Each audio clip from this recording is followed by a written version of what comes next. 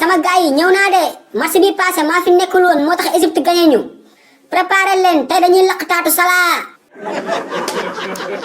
هيبقى هم عايزين يجيبوا جونين الدنيا تبقى فل. du dañoo ñëw seen dëkk ngeen teg suñu joueurs yi ay laser di leen saaga naan leen ay yàqal baas ay xatar xiir.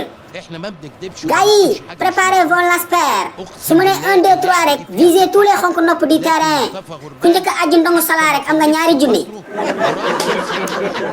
kan la s'entraîné yow ka fi ak dóoral. And it's charged in.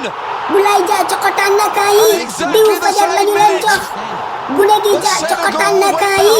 In the first leg, they have come back to level it up in the second through Boulaye Dia.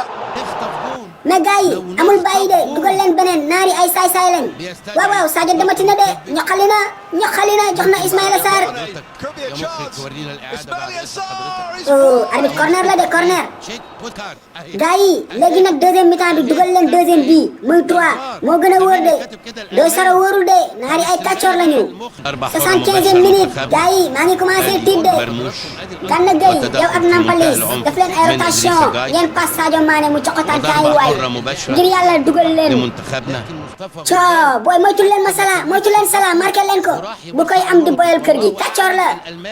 قالوا له ايه في ودنه الله اعلم احنا مش سامعين. match bi jeex na yow arbitre tas na match bi série. انت هتعمل coo ايه؟ du ma seetaan série de damaa amee cardiaque. mais gars yi Gabaski nekk fi tay de ki fi nekk njool na waaye nduruma ko ay ngir yàlla door leen bu baax na sekte ruqe dégg nga na sekte ruqe.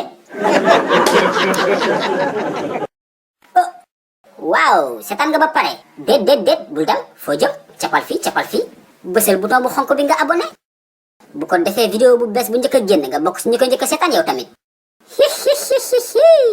Je vous aime, I love you.